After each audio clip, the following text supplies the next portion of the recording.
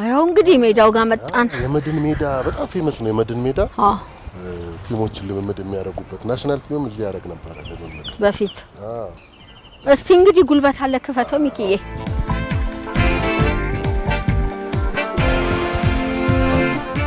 ሜዳ ኮች አሉት አዎ እያሰለጠነ ነው በጣም ኩስሙ የገነነ ነው በተለይ ክብረ መድን አይኔ በጣም በተጫዋችነት ጊዜው በጣም አመለሸጋ የሚባል ነው የኢትዮጵያ ብሔራዊ ቡድን ለተላለቀ ድሎች ያበቃ ነው ከነሙልጌታ ከበደ ከነሙልጌታ ወልደየስ ጋር ምናምን ሆኖ ትልቅ ተጫዋች የነበረ ነው አይደለም አዎ በተለይ በ1980ዎቹ በእኛ ዳኙ ገላግሌ የተባለበት ዘመን እኮ ቀድሞ ጎል ያስገባው እሱ ነበር እና ለዜሮ እየተመራ ኢትዮጵያን በቃ ለትልቅ ድል ያበቃ ህዝቡን ሁሉ ያስፈነጠዘ ታላቅ እግር ኳስ ተጫዋች ነው አሁንም ተዋጥቶለታል እኮ አሰልጣኝነት 3 ጊዜ እኮ ዋንጫ ከተለያዩ 3 ክለቦች ጋር እኮ ነው ከተለያዩ 3 ክለቦች ጋር ጅማ ጋር በላ አባጅፋር ጋር ከዛ በኋላ ከመቀሌ ጋር በላ አሁን ደግሞ አምና ከመድን ጋር ሶስተኛው ዋንጫ ከተለያዩ ቡድኖች ጋር መብላት አንድ ብቸኛ ነው ፕሪሚየር ሊጉ ብቸኛ ነው ስለዚህ አሰልጣኝነት የዛሬ 28 አመት የገባበት አሰልጣኝነት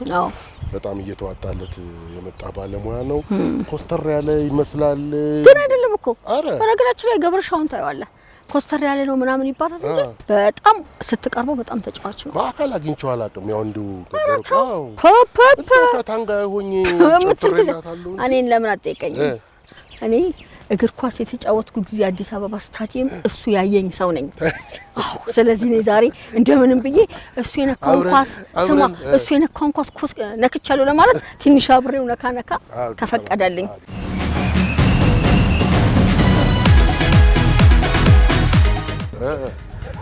ኮች እንዴት ነህ ሰላም ነው እንኳን ደህና መጣችሁ እንኳን ደህና ቆየኝ በጣም ደስ ብሎናል ስላገኘን እኔም ደስ ብሎኛል ስለመጣችሁ በጣም ነው ደስ ያለን ታውቃለህ አይደል አሁን የዚህ ዘመን እግር ኳስ ተጫዋች ወተወይ ተመልካች ቀጭን ሆነ የምታውቅ እኮ አይመስልም ያ ቀጭኑ ገብረ መድን ኃይሌ ከእግር ኳሱ ከተጫዋችነት ወደ አሰልጣኝነት ከመጣው ጀምሮ እንግዲህ ሎንግ ታይም 28 አመት ሆኖኛል 28 አመት ደግሞ 28 አመት አይደለም 4-5 አመት ራሱ ብዙ ለውጥ ያመጣል ሰው እና ያኔ ሜዳው ላይ የማይበቃን ምንም አነሰን ምል ሰዎች አሁን ያ ብዙም ማንሮጥ ሰዎች ነን ትእዛዝ እናበዛለን አሁን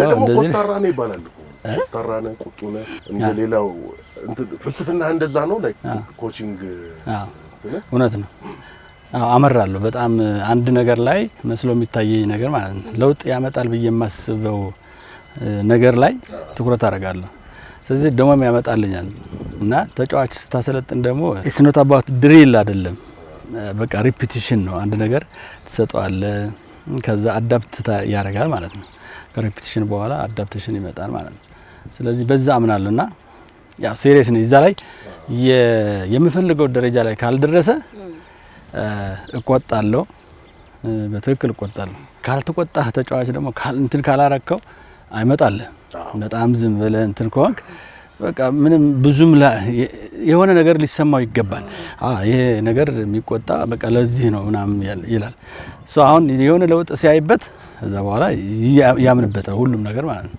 ስለዚህ ቆጣው ያው እንደ እንትን ነው የሚቆጥሩት አንዳንድ ጊዜ አንዳንዴ በባህሪም እንደዚሁ ሲያዩም ሲሪየስም ስለሆንኩኝ ምን ጊዜም ሳወራ ምናምን አንዳንድ ጊዜ ሲሪየስ ስለሆንኩኝ ያው ማወራም ምስቅም ምቀልድ ነው ስለዚህ አሁን ይጠቅመኛል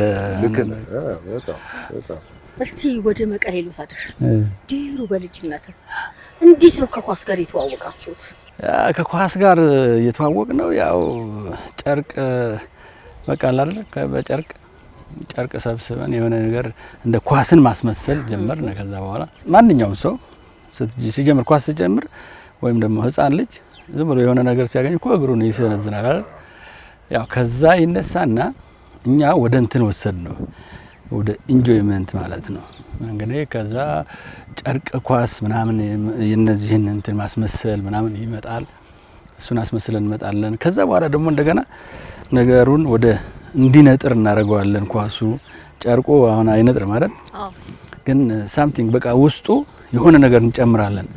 ይሄ ክሬቲቪቲ ነው። ላስቲክ ነገር ምናምን ነገር ውስጥ ታረግበት ይነጥራል።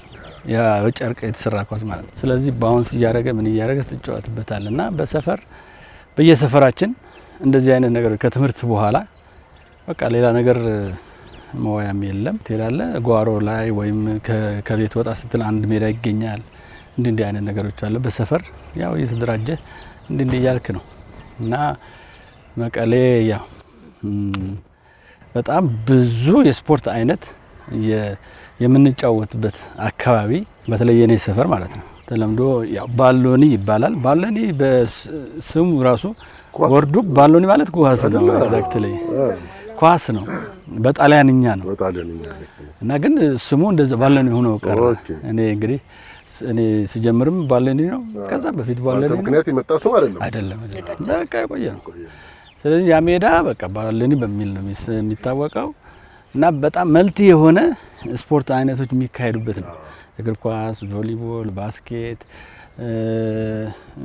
ሃንድቦል፣ ግራውንድ ቴኒስ ምናምን አት ነገር ነው የሚካሄድበትና የኛ ሰፈር አካባቢ ስለሆነ ቅርባችን ስለሆነ እዛው ነው የምንውለው። ጠዋት እንጀምራለን፣ ወደ ሲመሽ ነው ወደ ቤት የምትገባውና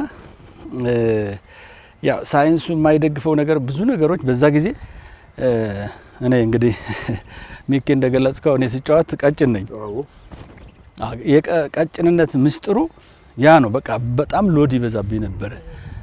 ኤቭሪዌር ነው በቃ እግር ኳሱ ላይ፣ ባስኬቱ ላይ፣ ቮሊቦሉ ላይ አለው እና በተመሳሳይ ነው የምጫወተው ደግሞ ለዚህ ይሁን አሁን ባስኬትቦልም ትጫወታለህ፣ ቮሊቦልም ትጫወታለህ እና ለኢትዮጵያውያን ተጫዋቾች ባልተለመደ መልኩ በጣም ቴስታ ላይ ጎበዝ ነበርክ አይደል ገብረመድህን? ምክንያቱም ቴስታ ብዙኛ ሀገር እንኳን ኮርና ምናምን ሲመታ እንደው ለጨዋታ ድምቀት ነው እንጂ የሚመታው እንደው ተገጭቶም ብዙ የሚያገባ እኮ የለም እና ግን አንተ በጣም ስፔሻላይዝ አድርገው ነበር እሱ። አይ እውነት ነው።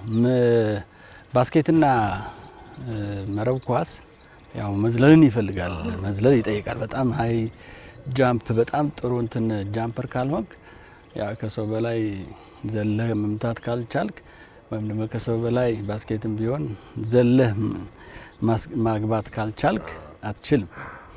ስለዚህ በጣም ያን ጊዜ ከህፃንነት ጀምሮ የጀመረ የመዝለል አቅም በየቦታው ስንሄድ እኔ አሁን እንትን የነበረ ምንድነው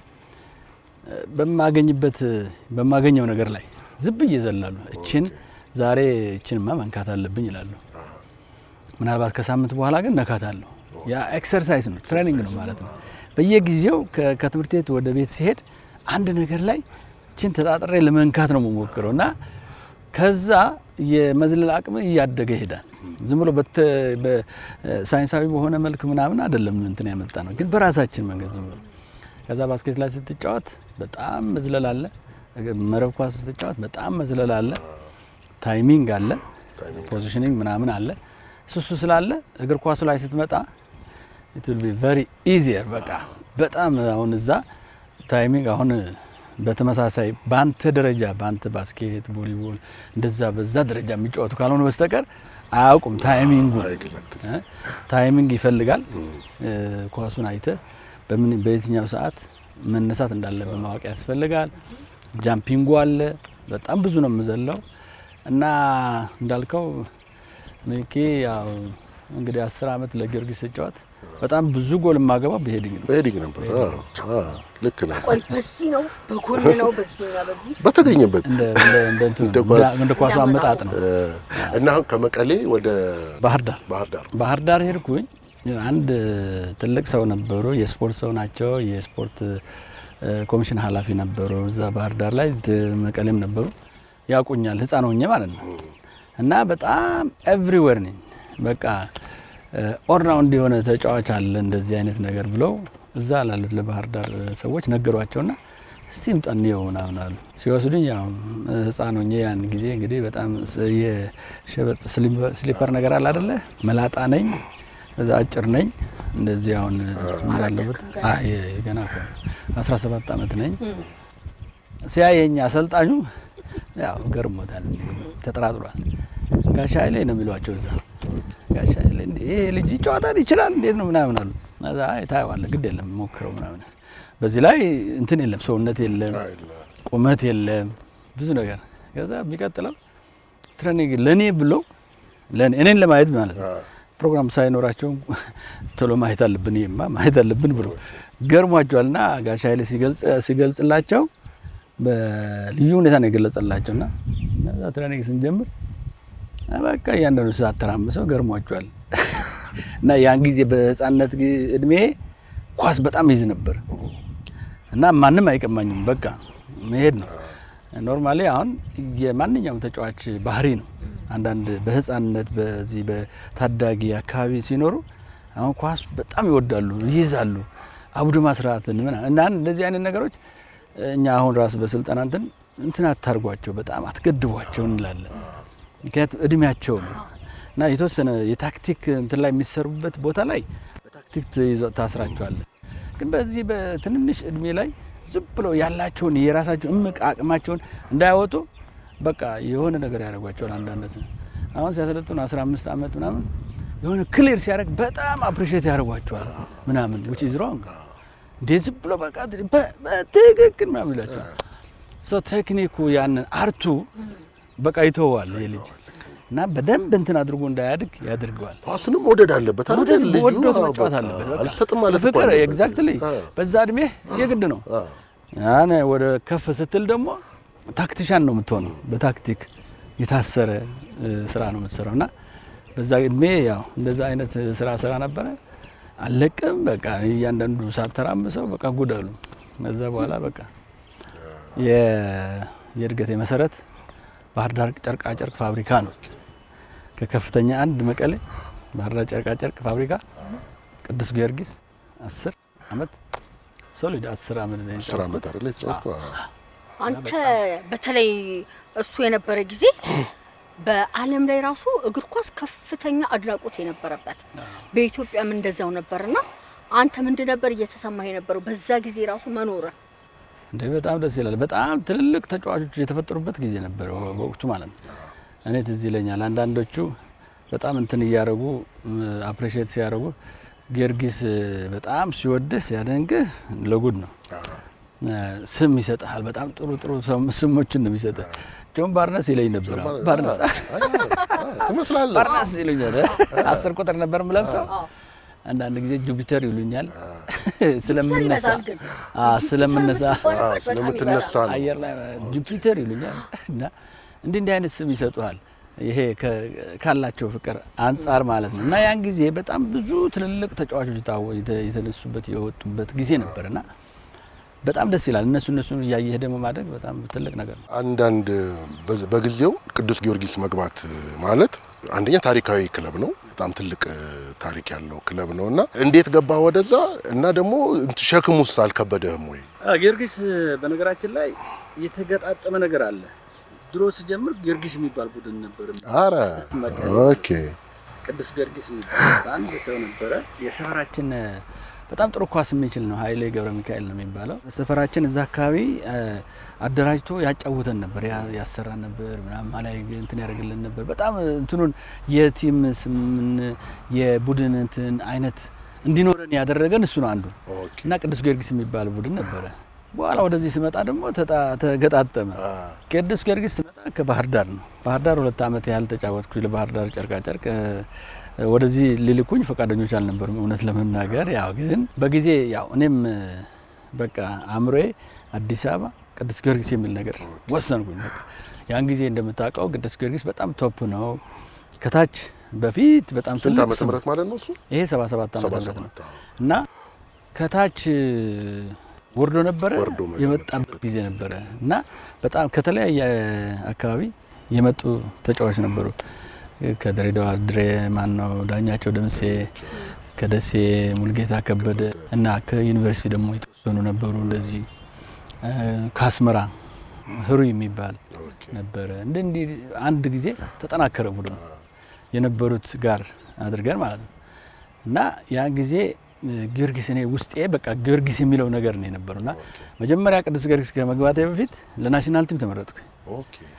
ለተስፋ ቡድንም ተመረጥኩና ያኔ አዩኝ። ከዛ መጥቶ ባህር ዳር መጥተው ትኬት አዘጋጅተውልኝ እንወስዳለን ሲሉኝ ደስታውን ተው የዛ ጊዜ በቃ ምንም አላመነታው መጣው በቃ ኢትዮጵያ ሆቴል ነበር ናሽናል ቲም ገባው እዛው ሆኜ ፈረምኩ በቃ ገባው እና ደስ ይላል መግባቴ በጣም እዚህ ደረጃ እንድደርስ ራሱ ትልቅ አስተዋጽኦ አድርጎልኛል ማለት ይቻላል 10 አመት ነው ሶሊዴ የተጫወትኩት በብሔራዊ ደረጃ 9 አመት እና ጊዮርጊስ በመሆኔ የተከፋውበት ጊዜ የለም እንግዲህ ፀሐይ ግን እንዳይሆንባችሁ ትንሽ አካባቢውም በጣም ሞቃት ስለሆነ ወደዛ አካባቢ ብንሄድ በጣም ጥሩ ነው አንተ ለምደዋል እኔ ለምጄዋለሁ ትንሽ ኮፍያ አጣውኝ እንጂ አይደል እንኳን ሰኔ ቢዛትስ ይቻላል ላንሳልሽ አራኔ ምን ዋው አይ ምን ያህል ከኳስ ጋር ለን ዝምድና ይሆናል አይ ትንሽ ነው ሃው ባይኖርሽ እንደዚህ አትይዝ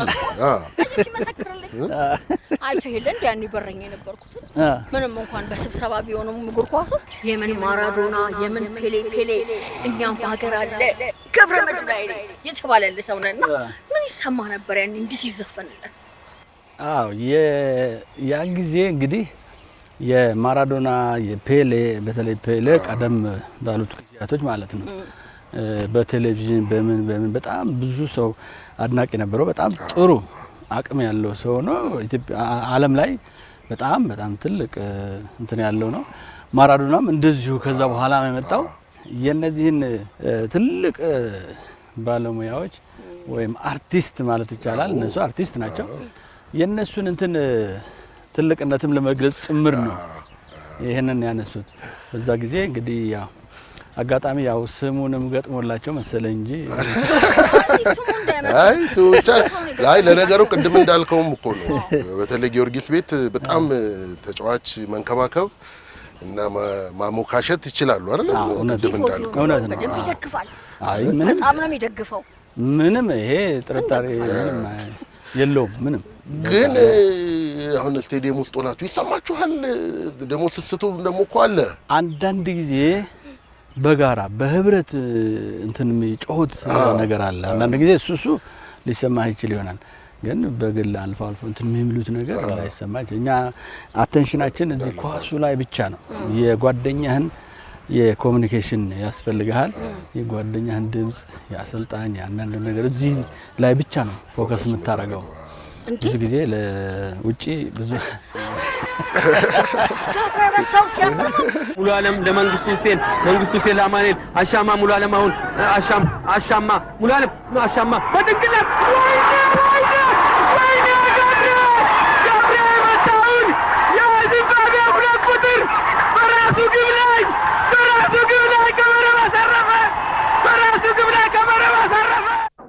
ከወጡ በኋላ ነው ከወጣን በኋላ ነው የምትሰሙት ተቀርጾ ካልሆነ በስተቀር ከዛ በኋላ የሚሰማህ ነው እኔ ማወቅ የምፈልገው ከድሉ በኋላ ከዛ በኋላ እንደውም ጊዜ እየወሰደ በሄደ ቁጥር ወደ መጪዎቹ ትውልዶች ሲተላለፍ ብዙ ነገር የሆነ ውስጥ የሚሰማ ነገር አለ ያን ጊዜ እዛ አካባቢ ሆነ ብዙ እንትን ላይ ያደርግ ይችላል ግን እኛን የማያውቁ ልጆች አሁን የተፈጠሩ ልጆች በምንድን ነው የሚያውቁን አሁን አሰልጣኝ ሆኜ ነው የሚያውቁኝ እንጂ ተጫዋቾኛ አያውቁኝም በኔ እድሜ የነበሩት ወይም ደግሞ ከኔ ከፍ የሚያሉ በመጠኑም ቢሆን ያነሱ ናቸው ሊያውቁኝ የሚችሉ የነገሩን ከፍታ እኮ ያደረብ ነው የሚገባህ ኤግዛክትሊ ለዛ ነው ታሪክ መስራትህንም እና ስቲል አለ በቃ እንትኑ የደምሴ ዳምጤ ብዙ ጊዜ የሚላቸው ነገሮች አሉና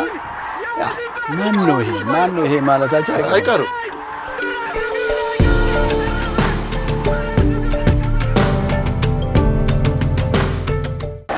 አሁን ገብረመድህን ነው የሚመታው ገብረመድህን እንደዚህ ሶስተኛውን ግብ አስቆጥሯል ወሬኛ ልጆች ዛሬ ያላቸው ወኔና ሞራል ሌላ ጉዳይ ሆኗል ምንም የተሳተ ነገር የለም እሺ መልካም እንግዲህ ምግብ ቤት የተጫዋቾች ቾራ ዋንጫ እንኳን ደህና መጣችሁ ይላል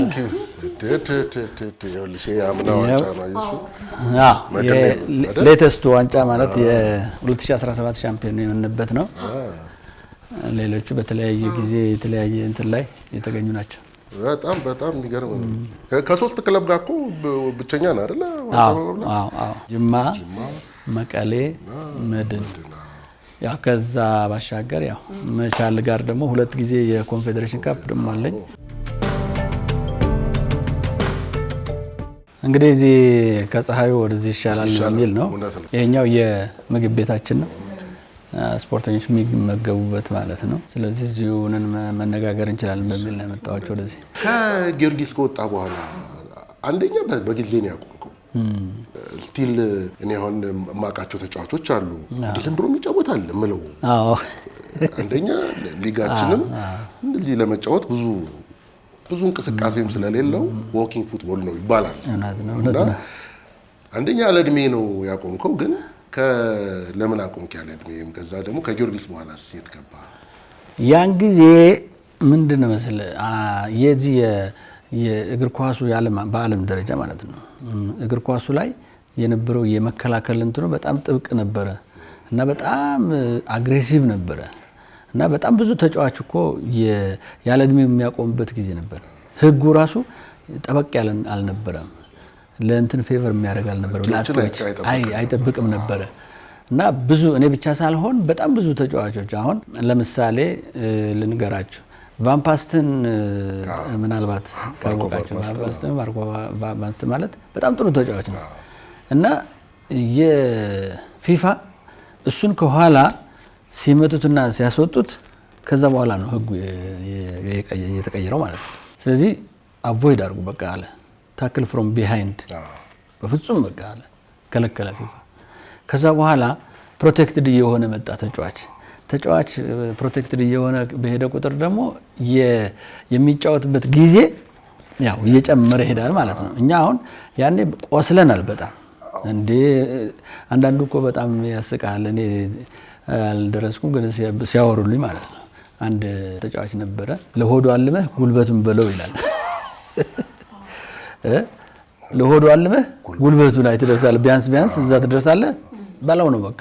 ያን ጊዜ እኔ ትዝ የሚለኝ ሜዳ ላይ ዞር ይልና ዳኛ ማያይ ከሆነ በቦክስ ይመታል። እንደዚህ አይነት ሁሉ ነበረ እና ያን ጊዜ በጣም ብዙ ችግር አይተናል እና አለድሜ አቆምያለሁ። አንዱ አደጋ በዛብኝ። ከዛ በኋላ ያው አቆምኩና ከጊዮርጊስ 10 ዓመት ከተጫወትኩ በኋላ ጓደኞቼ ነጸጋይ ኪዳነ ማርያም ነጸጋይ ኃይሉ ነፍሱን ይማረውና እርሻ ስብል ዝም ብሎ አንድ የተወሰነ ጊዜ ካቆምኩ በኋላ ለምን ዝም ብለህ ብትንቀሳቀስ ምን ችግር አለው ምናምን ብለው በጣም እንትን ጎተጎቱኝ። ኦኬ ከዛ ለእርሻ ስብል የተወሰነች ጊዜ ለ6 ወር ያህል እንደዚህ ዝም ብዬ እንዲሁ ለራሴ ልንቀሳቀስ ብዬ መንቀሳቀስ ጀምሬ ነበር። እንግዲህ ገብርሻው አብዛኞቹ የእግር ኳስ ተጫዋቾች ጫማ የሚሰቅላሉ ወይ ስራቸውን ሲያቆሙ ወደ ሌላ ቢዝነስ ይገባሉ ወይ ደግሞ ባለመጫወታቸው ሊረሱም ይችላሉ። አንተ ግን እስካሁን ጊዜ ድረስ አሁንም ከኳስ ጋር ነው ያለውና እንዴት ነው ወደ አሰልጣኝነት የመጣው? አሁንም ያለው ከኳስ ጋር ስለሆነ ምናልባት 14 ዓመት ያህል ምናምን በእግር ኳስ ተጫዋች አለ ከታች ከመቀሌ ጀምሮ ባህር ዳር ከዛዚ ስል ወደ 14 ዓመት በተጫዋችነት ማለት ነው። ከዛ በኋላ እንግዲህ ወደ 28 ዓመት ነው ኦልሞስት እጥፍ ማለት ነው የተጫወትኩበት ያህል እጥፉን ያው በአሰልጣኝነት ደረጃ አለውኝ። አሰልጣኝነት ሙያ በጣም ብዙ መቋቋም የምትችላቸው ነገሮች ካሌሉ በስተቀር አስቸጋሪ ነው። መቋቋም መቻል አለብሽ። ራስሽን በየጊዜው ለማሻሻል መጣር አለብሽ በየጊዜው ማለት ነው። አዳዲስ ነገሮች ማንበብ ያስፈልጋል እና ይሄ ሁሉ ጊዜ ስቆይ እንደ እንትን አይደለም አሁን እንደ ሲሪየስነቴ ምናምን እንደዚህ ተቆጥቶ ወይ ራሱን አበሳጭቶ እንትን እንደሚያደርግ አይደለም። ትንሽ ነገሮችን ቀስ ብዬ ማየትም እችላለሁ። ስለዚህ እንደዛ ሲሆን ያው ሽንፈትን እናያለን፣ ማሸነፍን እናውቀዋለን፣ ሁሉም ነገር ማለት ነው። ሲሸነፍም ያው እንደዚህ አይነት የመውረድ እንትን አይኖረኝም። ለምን ተሸነፍኩ ጠይቃለሁ። እንዴት ተሸነፍን መንገዱ ምናምን አንዳንድ ነገሮችን ለማየት ሞክራለሁ። ወዲያው ከሽንፈት ማገገም መቻል በራሱ አንድ ትልቅ ነገር ነው እና ወደዛ ውስጥ ገባለሁ ቶሎ። ስለዚህ ያው በዚህ በመሸነፍ መሀል ላይ ሁሉንም አውቀሽው ሁሉንም ተቋቁመሽ መሄድ ከቻልሽ ያው ናሽናል ቲም ላይ ግን ትንሽ ቁጡ ሆነ ነበር። ኢንተርቪዎችን ሳይ በተለይ ወደ መጨረሻ አካባቢ እንደው እንትን ያረጉ ነበር። ልክ ነው። አንዳንዶቹ ምንድነው መሰለ ተጨባጭ እንትኑን እያወቁት አለ አይደለ ይሄ አጀንዳ ይዞ የመምጣት ሁኔታ አይነት ነበር። አጀንዳ ይዘ ከመጣ በጣም አስቸጋሪ ነው። በአሰልጣኝነት አሁንም ዋንጫ እያነሳን ያለውና ከተጫዋችነት ጊዜና በዚህ ከአሰልጣኝነት ጊዜ ጋር ራስን ስታነጻጽሩ የቱ ይበልጥብሃል?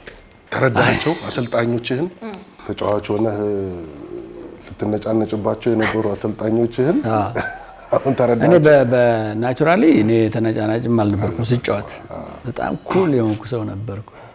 ራሴን እንትን ለማድረግ ሳይሆን ምንም ሰው መጥቶኝ እንኳን ቀና ብዬ ማለት እኔ አሁን በተጫዋችነት ጊዜ መጫወት በጣም ጥሩ ነው። በቃ መጫወት ነው በቃ። ምክንያቱም ሌላ ኢንተረስት የለም። ያን ጊዜ የወጣትነት እድሜ ያለ ገና በጣም የምትሮጥበት ጊዜ ነው። ብዙ ነገሮችን ማታመዛዝንበት ዝም ብለህ መጫወት ብቻ ነው የምትፈልገው። አሁን እዚህ ሰዎችን በቃ የተለያየ አመለካከት ያለው የተለያየ ውስጡ ብዙ ነገር ይዞ የሚመጣ ተጫዋችን አንድ አድርገህ መምራት ማለት ነው አሰልጣኝነት ማለት ነው። ከባድ ነው።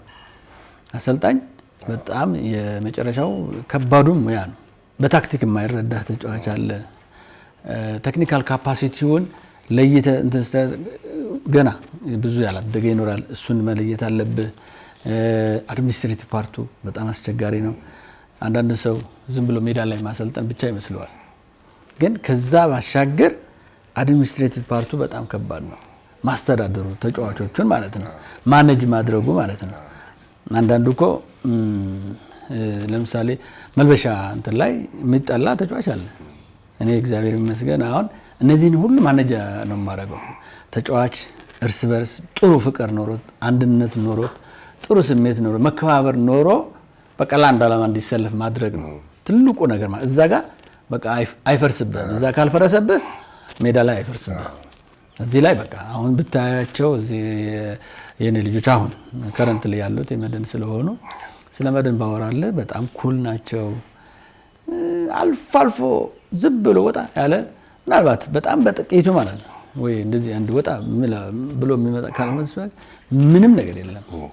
እና እርስ በርሳቸው ፍቅራቸው፣ አንድነታቸው፣ ስሜት፣ ፍላጎት ብዙ ነገር ስታይ በቃ የአንድ ቤተሰብ ልጆች ናቸው የሚመስሉት። ስታያቸው ስትቀላለዱ እኔ ቀናለሁ ራሴ እኔ በቃ ያየሁኝ ሲቀላለዱ ሲፎጋገሩ ምናምን ሳይ ደስ ይለኛል።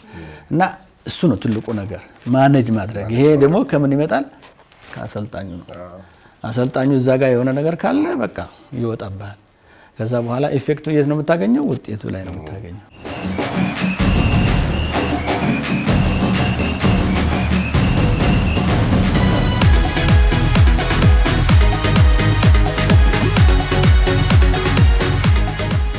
እንደው አላሳካሁትም ብለህ የሚቆጭ ነገር አለ አሁን ኳሱ ላይ? አዎ ሁለት ነገር አላሳካሁም ብዬ አስባለሁ። አንዱ በተጫዋችነት ዘመኔ አፍሪካ ዋንጫ ላይ መካፈል እፈልግ ነበር። በተጓዳኝ ደግሞ ፕሮፌሽናል መሆን እችል ነበር። ፕሮፌሽናል የመሆን እድሉ ኖሮኝ ግን ያጣሁበት ጊዜ ነበር። አንዱ እሱ ነው። ሁለተኛ በአሰልጣኝነት ጊዜ ማለት ነው።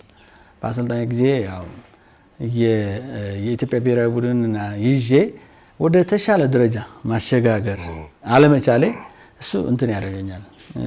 እንደ እድል ሆኖ ያው እግር ኳሳችን በጣም ወርዷል። አሁን በጣም በአሳዛኝ ሁኔታ ነው ያለው። የክለቦቹ ያው ውድድርም እንደምታዩት ነው። አሁን እንኳን ራሱ 20 ክለብ አለ። ያው 20 ክለብ ደግሞ በጣም ጥሩ በጣም ጥቂት ነው። አንድ ቡድን ውስጥ ሜቢ 3 ሰው ታገኝ ትችላለህ። በዛ ከዛ በተረፈ ምንም ብዙ ሰው የለም። በጣም መካከለኛ እንኳን የምትላቸው በጣም ጥቂት ናቸው። አሁን የውድድር መንፈሱ ራሱ በጣም ተቀይሯል። ማስተዳደር እንትኑ በጣም ተለውጧል እና ብዙ ነገር በሌለበት የኢትዮጵያ ብሔራዊ ቡድን አሁን እኔ ትልቅ ደረጃ ደርሶ ማየት ፈልጋለሁ፣ ግን እሱ በጣም ይቆጨኛል። ትልቅ ደረጃ ማለት ያው በእኛ ደረጃ እንግዲህ የአፍሪካ ዋንጫ፣ የዓለም ዋንጫ ማጣሪያዎች አሉ፣ በክለቦችም እንደዚሁ እዛ ደረጃ ላይ መድረስ በራሱ ለዚህ ለህዝባችን ለእግር ኳሱ ለሚወደው ህዝባችን የሆነ በቃ አንዱ አንድነትን ይፈጥራል ብዬ ስለማስብ ነው። ትልቅ መሳሪያ ነው ብዬ ስለማስብ ማለት ሁሉም በዚህም በዛም ያው የተለያየ ነገር ይዞ ከሚል አንድነት የሚፈጥርበት ኢትዮጵያ በቃ እንደ ኢትዮጵያ ብቻ የሚዘምርበት ጊዜ ባይ ደስ ይለኛል። ስፖርት ወንድማማችነት ነው፣ ስፖርት አንድነት ነው፣ ፍቅር ነው፣ ሰላም ነው ይባላልና ላንተ ለገብረመድህን ስፖርት ምን ማለት ነው? በቃ ፍቅር ነው የሚሰጥሽ፣ ቤተሰባዊነት ነው። ያው ቤተሰብ ፍቅር አይደል?